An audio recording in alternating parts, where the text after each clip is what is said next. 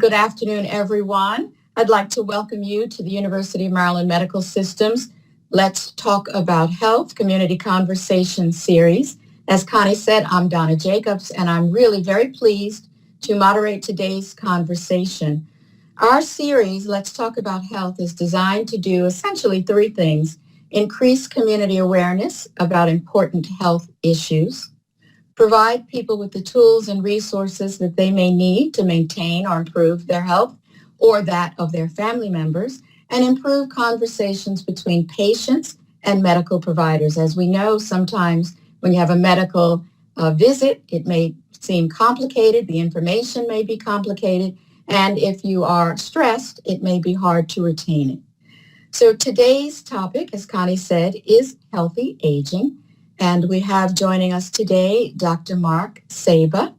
He is a physician at the University of Maryland St. Joseph Medical Center. He's been there since 2003. He attended the University of Maryland Medical School and did his residency in internal medicine at the University of Maryland Medical Center.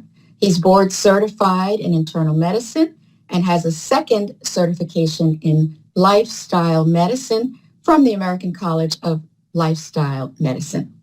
He also has a few additional certifications in culinary health coaching, which I find very impressive, from Harvard University, and he offers expertise on maintaining good health despite chronic disease. He has many times been nominated by his peers and earned the distinction of the best of in internal medicine in the Best of Baltimore. Dr. Saba has some activities that are great for healthy aging. Maybe he'll share more on that, with hiking and gardening and traveling. Before I turn this program over to him, I would like to just share a couple of housekeeping items for our audience, some of which Connie already mentioned. This conversation, albeit virtual, is really meant to be interactive, so we do invite you to put your questions as Dr. Saba is speaking in the Q&A box. Don't use the chat box, but the Q&A box, and he'll be happy to address as many questions as is possible. We will not be able to address individual medical concerns, so please try to ask your questions in a way that may benefit many of our listeners.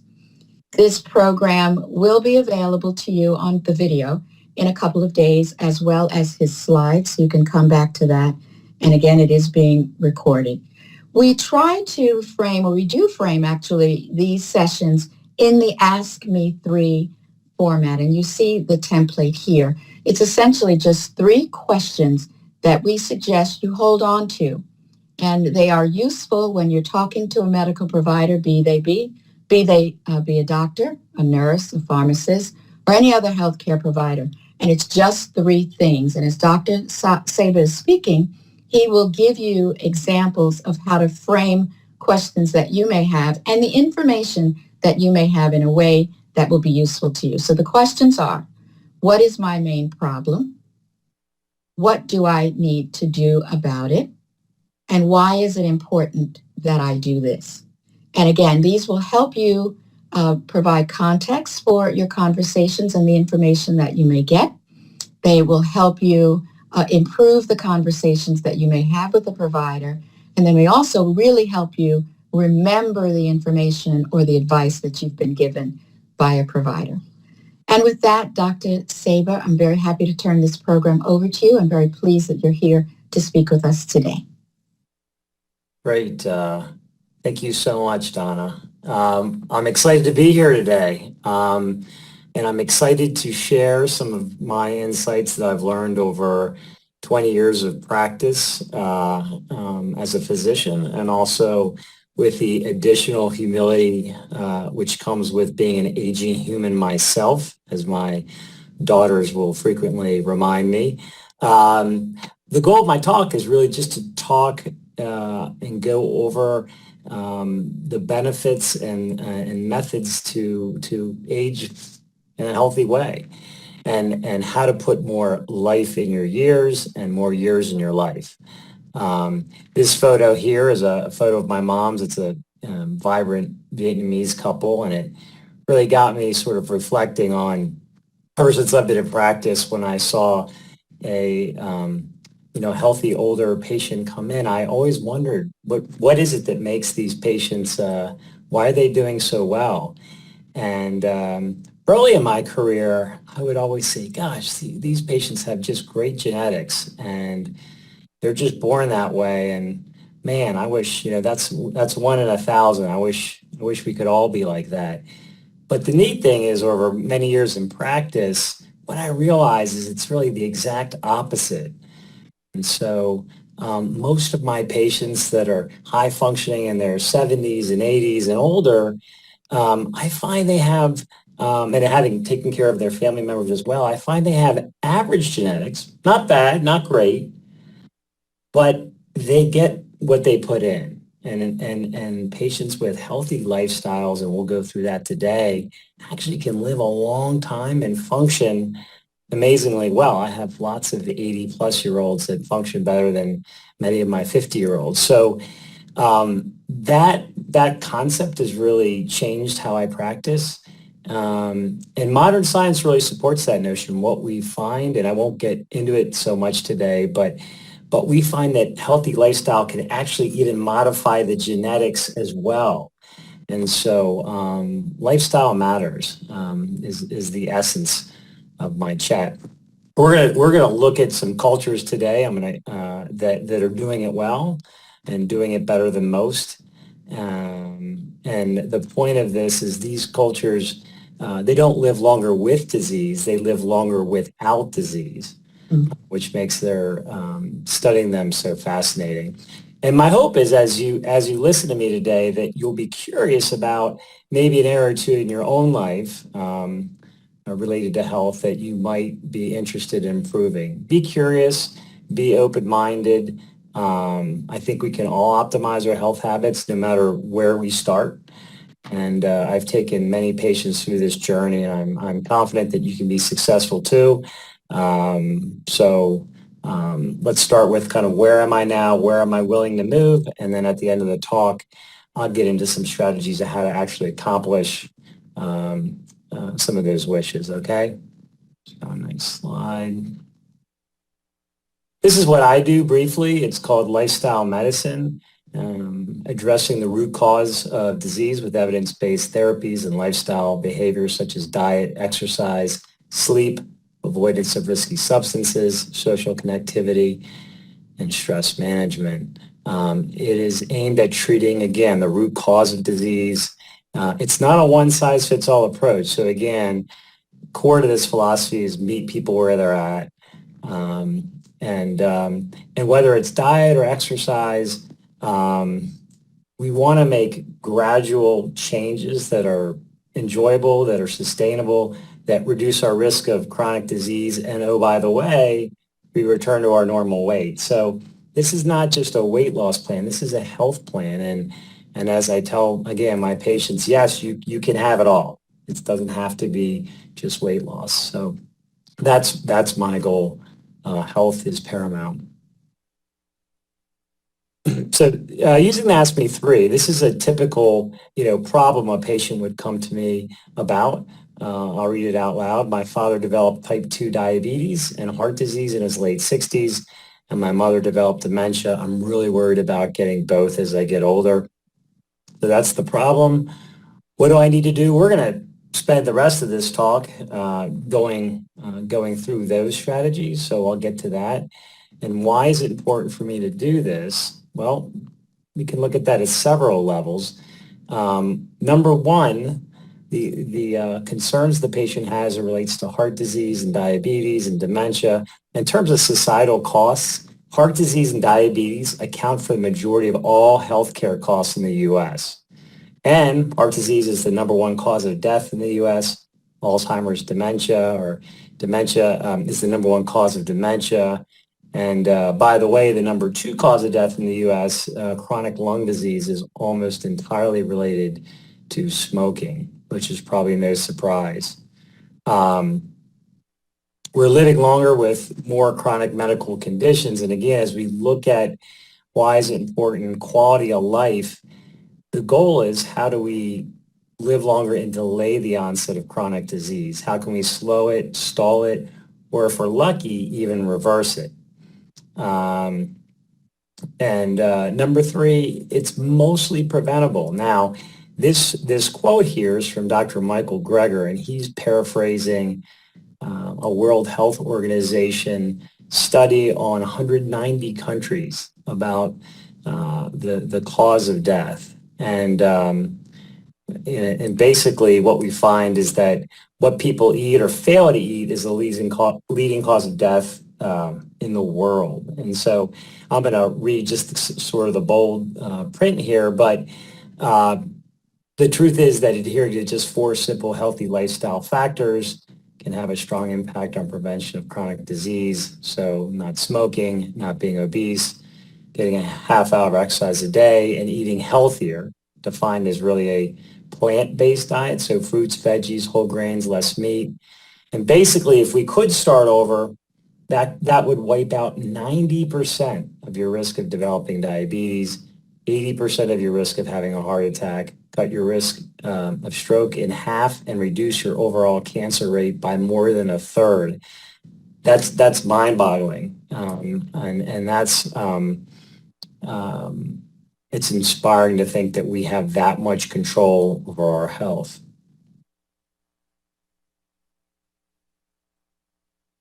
What if I add this into the Ask Me Three? But I would just say, what if we, and this is a rhetorical question, by the way, but what if we actually are what we eat? And what if the whole concept or idea behind nutrition is to get as much good fuel in our system as possible to optimize our intake of nutrition, and conversely limit the bad stuff. Stop putting sand in our gas tanks, as I say, and to think that we have the power again to delay, stall, or reverse chronic diseases is very powerful. Skip over this slide. The main area I wanted to talk to you today about, the best studied areas are called the blue zones. Kind of leading into this, I would say, scientists have been studying different areas around the world for years in terms of aging and longevity. Leading up to this in the 1980s, there was a study called the China study that looked at 300,000 men under 65 in rural China, and we found that not one person in 3 years died of heart disease, which was pretty remarkable. We found similar studies in Uganda, again, areas of the world that didn't have access to the processed foods we have here in the U.S., and when they had similar rates of, 100 times less than the U.S. in terms of heart disease. So where we grow up in the U.S. thinking, oh gosh, heart disease is a natural progression of aging, this in fact shine light on the fact that was not the case. And one of my favorite examples I'll mention briefly, and I'll include the references at the end, but there is a community also in Nigeria that had the ApoE gene. So they had the genetic gene for Alzheimer's dementia. And what's so interesting is they had the highest risk of getting dementia, and yet some of the lowest incidences of disease. How is that possible? The highest risk and barely anybody gets it. And as we'll talk more, similar to areas in the blue zones, they have a very active lifestyle. They're farmers. They eat off the land, and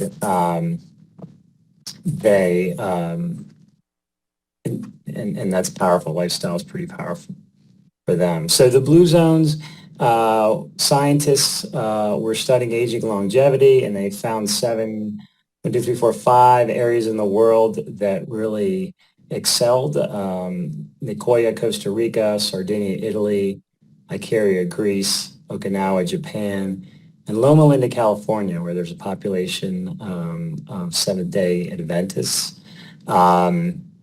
And what they found was they had the highest percentage of centenarians. Centenarians are patients who live 100 years and older. And why are they called the blue zones? Well, the scientist who was circling the chart picked up a blue marker and they're known as the blue zones. It could have been red, it could have been yellow, but that's why they're labeled the blue zones. Dan Buettner, who is an explorer and author working with National Geographic, actually sort of pioneered this discovery, and he's written a book as well, The Blue Zones, and a lot of that I'll review today. There's several things that they do well in these cultures that we can learn from. One is their lifestyles. They engage in regular low-intensity physical activity. The Okinawans, the Japanese, they garden for hours. The Seventh-day Adventists are very religious about their walking, but they're not competing in marathons or not weekend warriors. Many of them are farmers, shepherds, and again, just have a really active lifestyle. And so what we can do about that is just do, walk, take the steps, rake the leaves, mow the grass.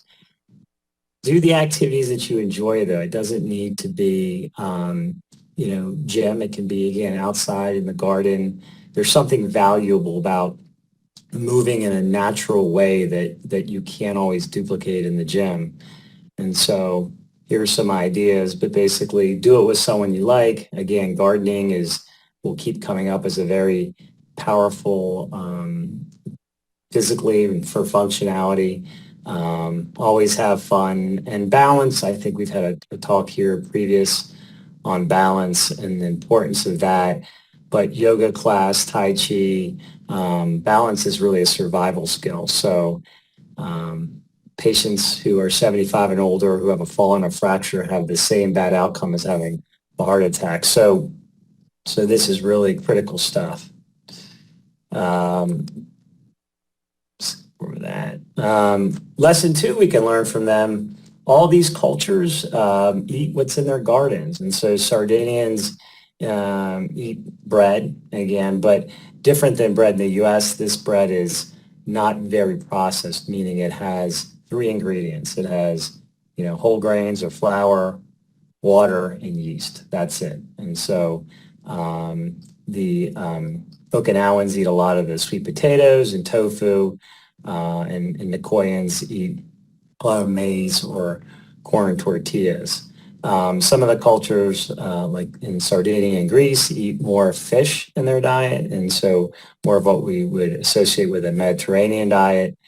And what's really interesting is every one of these cultures, when we look at macronutrients, so macronutrients are what such as fat, protein, and carbohydrates, which make up our diets in essence.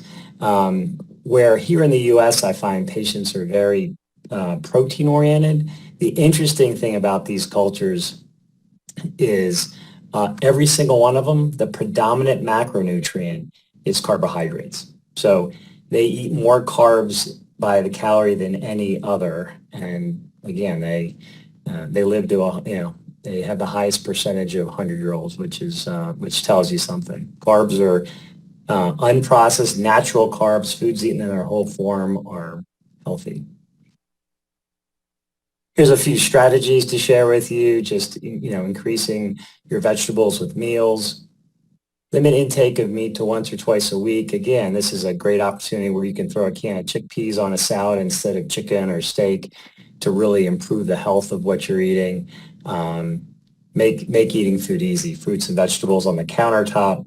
Have it out. Have it there to see.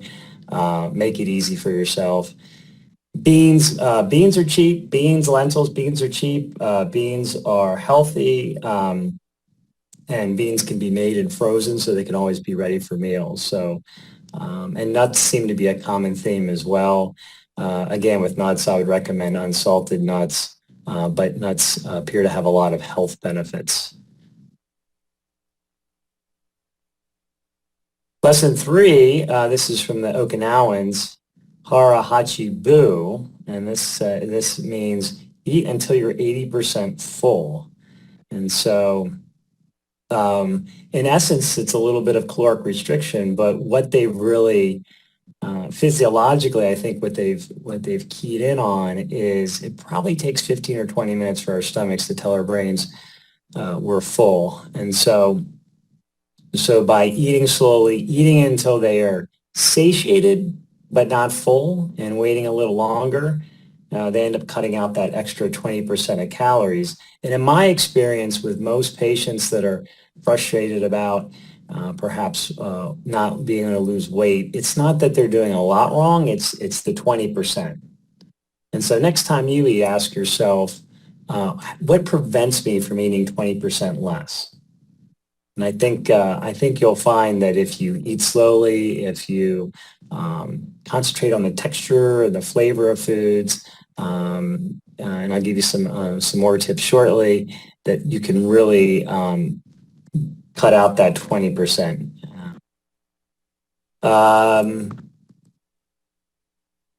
Briefly, just fasting. Some of the Greeks, the Greek Orthodox Christians, they do some fasting. There's a lot in the papers, newspapers about fasting. I won't get into that so much, but there may be some benefit in intermittent fasting, and some of it really just through calorie restriction. I love this slide, and this is what 400 calories looks like in your stomach. As we look at what the Okinawans and these other cultures are doing, you can see on the far left here that 400 calories of veggies completely fills your stomach. So in terms of, you've got nutrient-dense, calorie-poor veggies, right? Versus over here, you've got on the far right, you've got calorie-dense, nutrient-poor oil and fat, and you can see the difference. And often when patients are eating a lot of junk food, processed foods, they're always hungry. They're always hungry, and this example is why. So the beauty of these veggies, it's hard to eat too many because you fill up at a very low caloric cost. So these are a few strategies around eating. Some of this I talked about, but when you cook your dinner, you don't have to have all the serving containers on the table. Put them on the counter. That way, it's just make it a little harder for yourself to have seconds and thirds. Use small vessels. I use this tactic a lot with patients. There's something we all have about finishing what's on our plate, and so using a smaller plate can be very effective to get that satisfaction. Again, making snacking a hassle is just about don't have the processed foods and the unhealthy snacks in easy reach. Put some fruit on the counter, eating slowly, focused on food. Have a seat early, really. All these cultures eat their biggest meals either breakfast or lunch. And although we're culturally very different, for most of us in America, it is interesting when scientists look at studies of patients to eat the same number of calories, but have the meal shifted to earlier in the day, those patients actually lose more weight eating the same number of calories. So if that fits your lifestyle, that's something to consider. Lesson 4, the grapes of life. Yes, alcohol in moderation may be associated with health benefits. I'm merely reporting what almost all the cultures do, except for the Seventh-day Adventists who do not drink alcohol. I would say modern science is flip-flopped on alcohol. More recent studies show that more alcohol and more than a drink a day, perhaps 2 drinks or more a day over a course of a week may actually be associated with several different types of cancer. I think alcohol can be part of a healthy lifestyle. My take on what the data that's out there is probably a glass a day would minimize minimize risk in that regard. But I'm not sure I would call alcohol health food, but it can be associated with a healthy lifestyle. So lesson 5, purpose now. Take time to see the big picture. Boy, as I was going through this, a lot of this really hit home with the pandemic and the loss of socialization we've all had over the last few years. The Okinawans and Nicoyans have different words for this. Plan de vida for the Nicoyans. I think these cultures really have a sense of purpose. And I think for all of us, having a personal mission statement, what makes us get out of bed in the morning? What are we passionate about? And it's okay to write it down. I think it can even be helpful. But these cultures all have a sense of purpose. And I think what we find is that's very powerful in their long-term health, mental health and physical health. And we understand that those overlap significantly. Downshift, these cultures, they don't live in the stressful world we do. They perhaps because they don't have access to TV and radio and iPhones, etc. They, which is what I would call junk food for the mind. We think about junk food for the body, perhaps not as much for the mind, but and many of the cultures do more formal meditation. And I'm going to say one word about meditation. There's lots of apps out there, and what I found with patients, it's never really explained well how to meditate. But if you have a nice quiet area, maybe a semi-dark room, it's not sitting in a room and thinking about nothing. So everyone's like, how do you meditate? I can't think about nothing. Well, that's not what meditation is. Meditation is watching your thoughts go by like clouds in the sky, so not attaching to them. So, I'm a little anxious about work today. Let it go. I've got to pick up my kids already. Let it go by. And so the ability to not attach to our thoughts. And hopefully that little tip will help you if you choose to pursue any more formal meditation. That should help you get started. But look, meditation can be just taking a walk in nature, being outside, being with friends, doing a hobby that you enjoy. So lots of ways to do this. Belong, again, these cultures have a strong sense of belonging. For us, again, on the heels of the pandemic, get back into an old tradition you were doing before. Get back to the gym if you're comfortable. Explore a new tradition or a new hobby, but just get out there and do it. But when first, the blue zones, again, they tend to live in small homes, central living areas, often with, the grandparents all living under one roof. But the importance of rituals in the Okinawan homes, there's kind of shrines of loved ones, deceased loved ones' possessions, and pictures, sort of a healthy reminder that we're connected to something much bigger than ourselves. And we can all do that at home with family pictures of parents and grandparents and grandkids on a refrigerator, but put family first. I think that's self-explanatory. Right tribe, similar sentiment here, but look around your circle of friends or family. Who are those that share similar habits around health, and reach out to them. The other thing I have to smile, being likable, all the centenarians, all these 100-year-olds, they're all really nice people. Now, I don't know if over time we all mellow and we all just turn out to be really nice at 100. Probably most of us will never know. But, being a 100-year-old that's likable, it gets you a lot of people that are willing to help out and be caretakers. And don't be a curmudgeon. It's the best I can say. Be likable, and again, create time, get out there, make the effort to spend time with loved ones. Take a siesta. I could probably do a whole slide on this. Take a siesta, take a cat nap during the day to relax. The restorative power of sleep is really important. And again, I'm going to give this short shrift today because it could be its own talk, but it's important to mention perhaps the obvious that a good night's rest is critical to our health and both physical and mental wellness.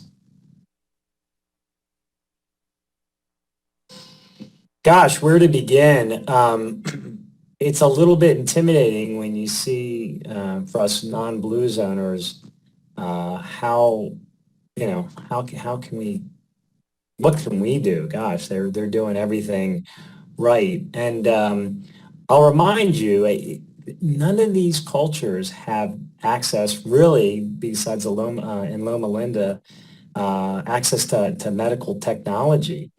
I mean, these are fairly primitive societies. And so here in America, the beauty is we have access to modern medicine and modern technology. And so although we can't reverse time, I truly believe that for most patients, sort of over time, optimizing lifestyle combined with the benefits of modern medicine, you can really we can achieve that longevity. We can reduce the likelihood of getting chronic disease. And if you already have a chronic disease, which many of us do, whether it's high blood pressure, high cholesterol, or diabetes, many of us can reverse it with improvement of lifestyle over time. But this is not a mutually exclusive approach. I tell my patients, look, blood pressure, cholesterol, blood sugar, diabetes, don't take advantage of modern medicine. We can, the whole idea is prevention. Do your screening, breast cancer, prostate cancer, colon cancer. Don't get burned by the predictable. And so I really have a lot of optimism that, again, by slowly improving our lifestyles, and we'll talk about that in a little bit, and by taking advantage of modern medicine, that we can also live long, healthy, active lives, and again, put more life in our years.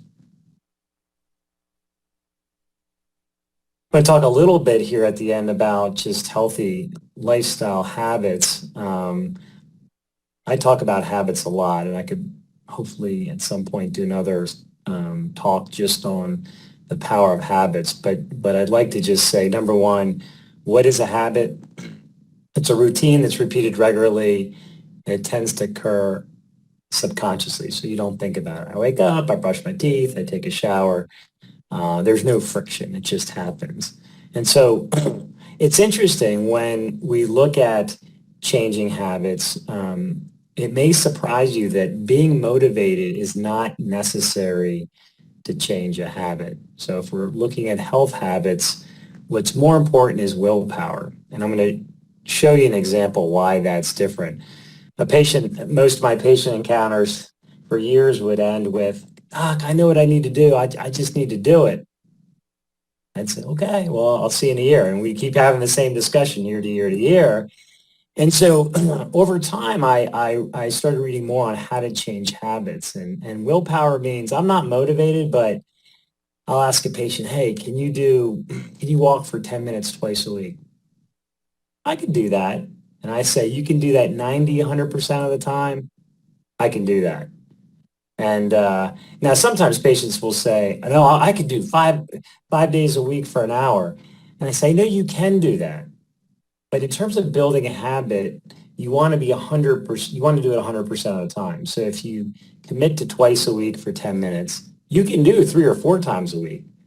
That's a positive vote for your health. That's a reinforcing pattern. But if you commit to 4 days a week and do twice a week, you're not accomplishing what you set out, and that is not sticky. Meaning, so what I find is whether it starts with a push-up a day or walking for 10 minutes twice a week, or if you're already doing a lot and you just want to optimize it, just start small, something that you know you can do. And it is incredible, whether it's with exercise or diet, how people will move on their own once they sort of start to reinforce the identity of somebody they want to be, which is, I want to be healthier, right? What would a healthy person do in my shoes?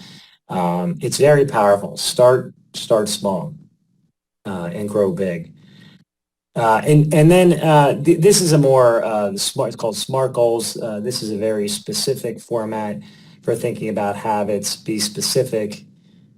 Make sure it's measured, achievable, it's relevant, and it's timed. And so, in a previous example, I might say to a patient, okay, you're going to commit to walk 10 minutes twice a week around the block. Track it on your calendar and email me in 2 weeks. So there's all those elements in that. I think specifically tracking it, putting on a calendar when you do it and seeing sort of on a weekly basis the testament to your habit is very, very powerful for most people. So if you're not doing that, strongly consider that. But and in terms of accountability, if it's not with your physician, I mean, it could be a friend, it could be families, but tell people about your goals. And I think the more we talk about it, it adds a level of accountability, which I think is very powerful with habit change. So really I'll take some questions. I'd love if I went through a lot today and I appreciate your patience. If I'm invited back, I'd love to do a different talk really on the science behind different types of food. And I'd like to get much more detailed about different types of exercise that may have benefits. And of course, I'd like to get a lot more into habits and strategies to make change. Just briefly here, these are some recommendations I have that in terms of both diet and habits, some of the better books out there. I've included a few websites. I love Forks Over Knives. This is not vegan or vegetarian. This is just eat more of the healthy stuff, and you can eat everything else as well if you choose to. But Forks Over Knives is a great website. And these two documentaries, both Forks Over Knives or Game Changers, is about professional athletes on plant-based diets. It's super informative. It's entertaining. It's a little bit like drinking from a fire hose. But again, I think there's a lot of my patients really enjoy that documentary came out in the last few years. It was quite enjoyable. So these are a few references to some of the things I spoke about earlier. If you'd like to look at those sources, and thank you. Thank you. That was great. Great information. I got to say, though, it seems so easy on paper, and we're living in a society that does the opposite, right? It's easy to get fast food. You got to work more hours. You need to make work a priority. You can't take a nap in the middle of the day. That's lazy, et cetera, et cetera, et cetera. It's challenging. So I accept your lob to come back at another time and delve more deeply into these. We do have some good questions, and I will try to group them together as best I can so that we can get in as much information as possible. But one that I had and one that came up repeatedly is, what are the top 3 things that we should do to get started, or that you recommend are effective, and when is it too late to start in order to have good effect? Yeah. Well, the first part of that question, I guess, say again. I'm sorry. What are the top 3 things we should do if we want to make a change? What do we start? What do you do first? I think it's so different for different patients. I mean, in my practice, it's typically all around diet and exercise. And so, because those are the things most of us, I think, struggle the most with. And what I like to do is just look at one meal, look at breakfast. Now, if you're eating Fruit Loops for breakfast, right, I might say, hey, are you interested in eating healthier? And patient will say, yeah, I'd really like to eat healthier, but I like cereal. And I might ask them, how about Cheerios and fruit? I can do that, right? It doesn't matter where people move as long as they move in a way that's precise. And the power of that is that same patient that went from Fruit Loops to Cheerios with fruit, that next time I see him, he might still have the Cheerios and fruit, but he might be eating oatmeal. He might have a smoothie for breakfast. People start to move. You just need to give them power, meet them where they're at. And I think start with what's right in front of you. If you want, if you've got a bike, a stationary bike or a treadmill in your house, get on it for 5 minutes, but commit to something to get started. And once you're on the path, the power of that as it relates to every other area of your life it fascinates me. You'll know your body will start to tell you, give you the signals, hey, this feels good. I might want to do a little bit more. So just start in a very specific place. And when we think about food, for instance, it's not always what we're eating that we have to judge as good or bad or healthy or not healthy. It's also about what we're not eating, right? So if a patient says to me, I'm eating pizza for lunch, right? You could say, well, that's not that healthy. Well, gosh, I was eating a hamburger and French fries and a large Coke before. See, so there's no judgment here. It's just about what am I doing and how can I slowly improve it? And over time, as we start to slowly eat more of the healthy things, it starts to crowd out the less healthy things. But we never have to say, you can't eat that, you can't have that. That doesn't work. And I know I can't see everybody's face in the audience, but we all know that's true. It does not work. So just focus more on doing more of the healthy things you enjoy. And that's the power. The rest over time gets crowded out. So this is great. Yeah. All right. Someone says here, how do I get a spouse on board for a mostly plant-based eating plan? That isn't working. He's Atkins all the way, more meat, more protein, and he can certainly find enough research online to keep him going in that direction. And right now he's slim and strong. So it's all uphill for me. Yeah. Well, yeah, that's a tough one. I mean, you lead by example, but I'd say the Atkins or ketogenic diet crowd I think, by the way, I think that the ketogenic or Atkins diet is very effective for weight loss. But as I kind of led with, what I try to appeal to patients, I don't see people stay on that diet because I'm trying to get a sustainable, enjoyable diet that also reduces risk of chronic disease. And oh, by the way, we return to our normal weight. So I don't see patients stay on the ketogenic or Atkins diet long term. And again, I'm not saying every patient, but 90% eventually get tired of eating meat.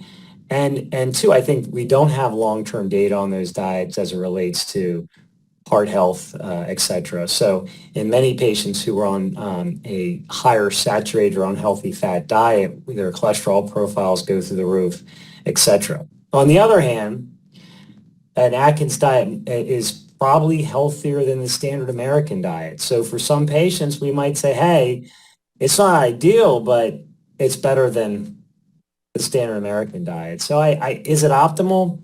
I could debate that, but I'd say in terms of changing a spouse's behavior, my rule for everything is just start with the healthy things they like. And I think you lead by example.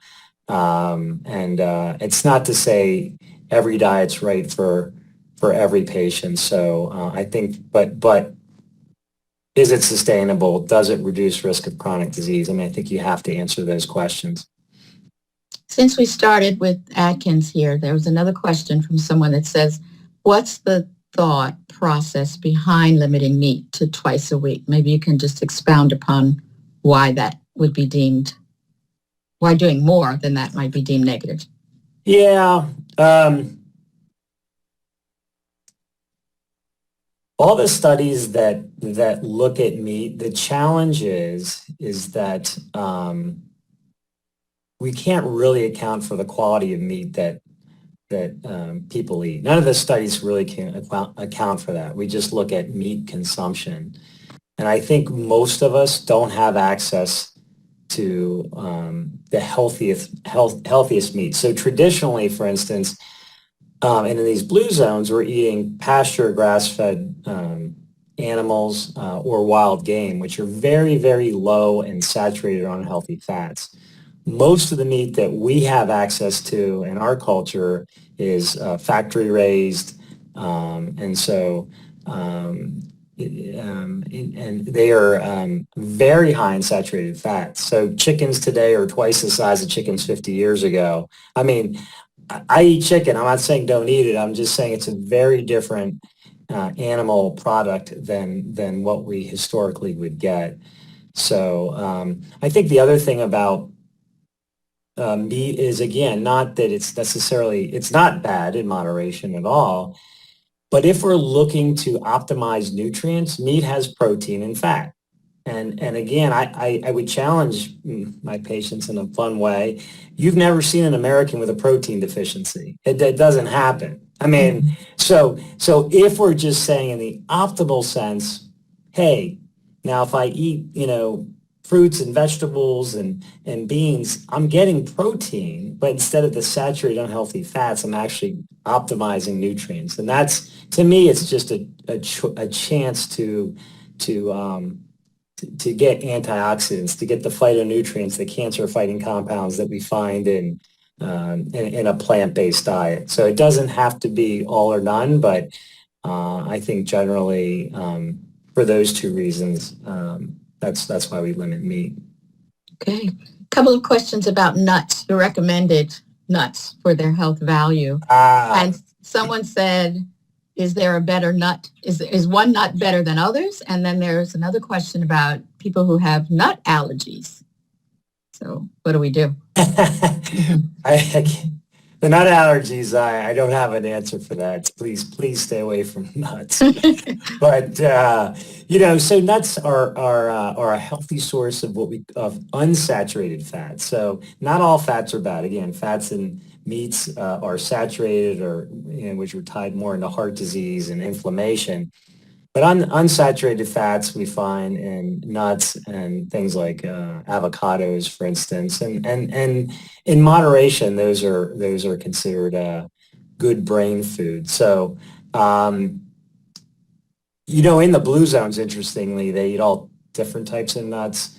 I've seen other studies looking at, in particular, walnuts and probably almonds are at the top of the nut list in terms of health. Again, unsalted nuts and nuts are what I call a yellow light food. It's eat them, but in moderation.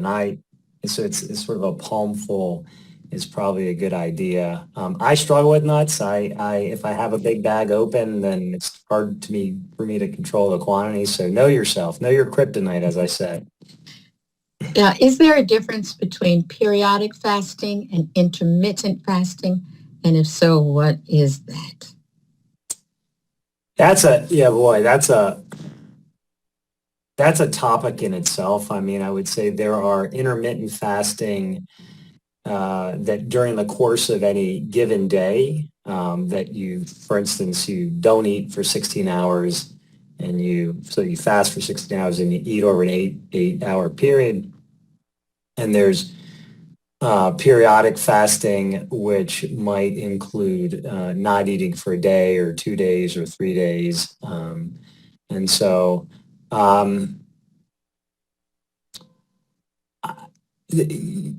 fasting is a tough one. I think it's very individual and it depends on what the patient's health profile looks like. I'm not an expert on the prolonged fasting. I think there are some real health considerations that you need to consider if you're going to undergo that, and certainly under somebody's supervision if you have chronic conditions. But I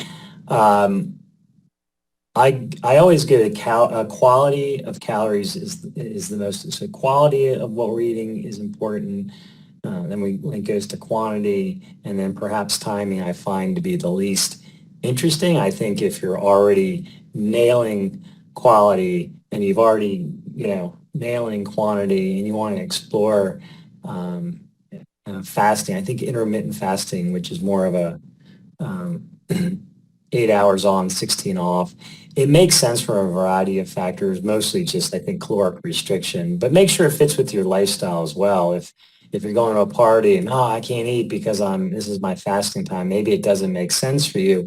Is it sustainable? So going back to those, what you want a optimal diet to be enjoyable and sustainable. So anything you do it for the long term. And if it doesn't make sense for you, I generally advise patients not to undergo that.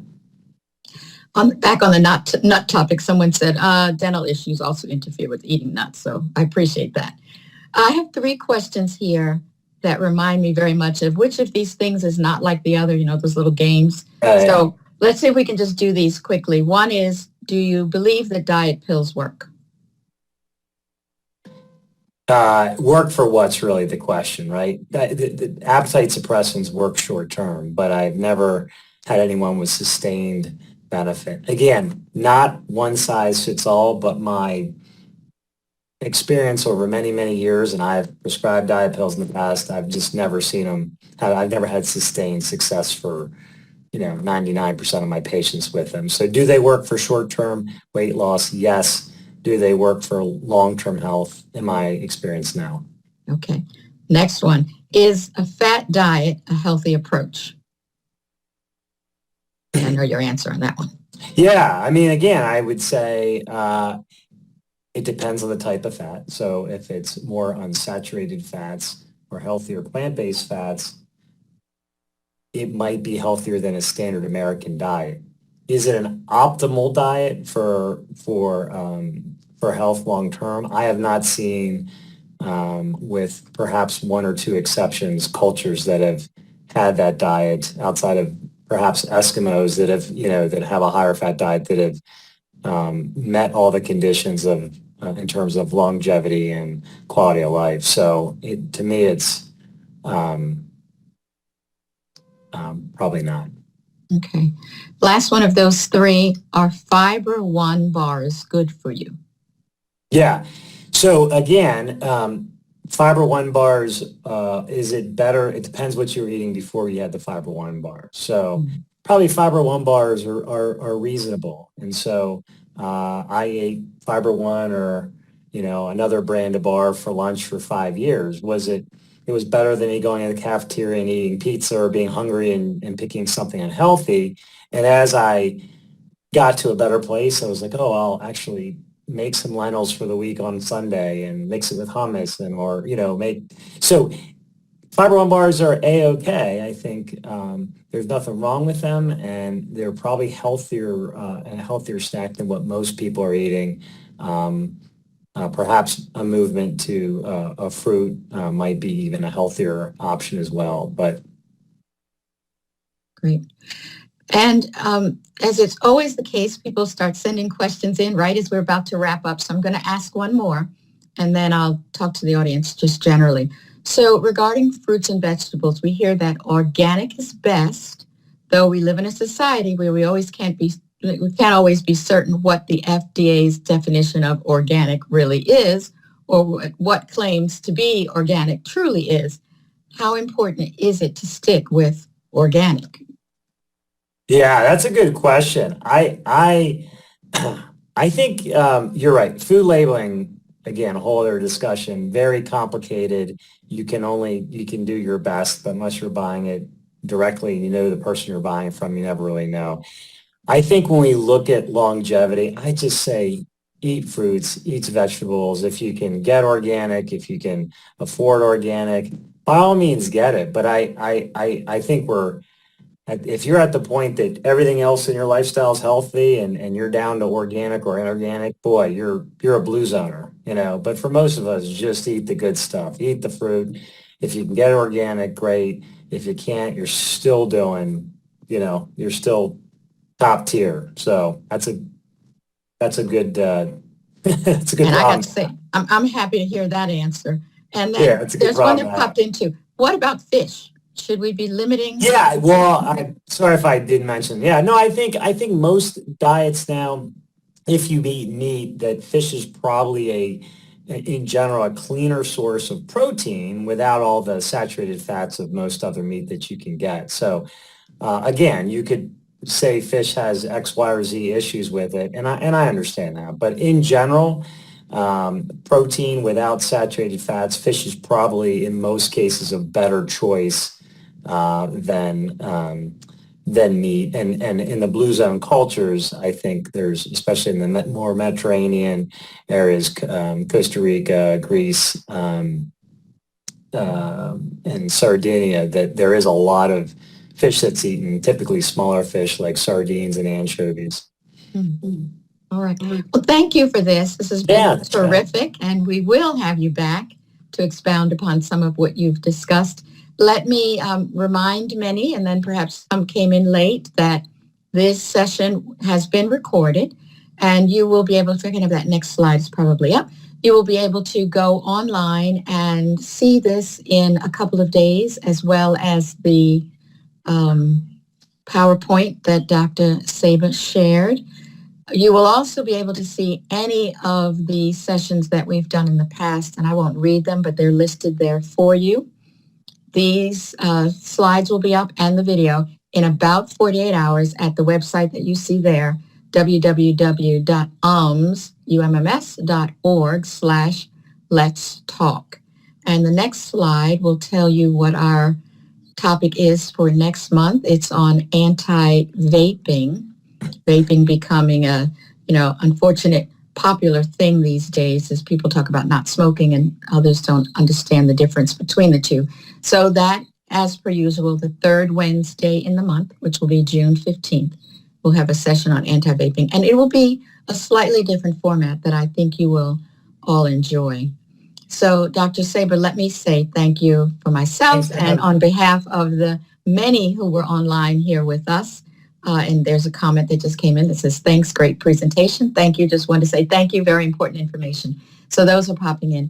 Very much appreciate your time, effort, energy, passion that you shared with us today. And I want to wish everyone a great day. And thank you so much for joining.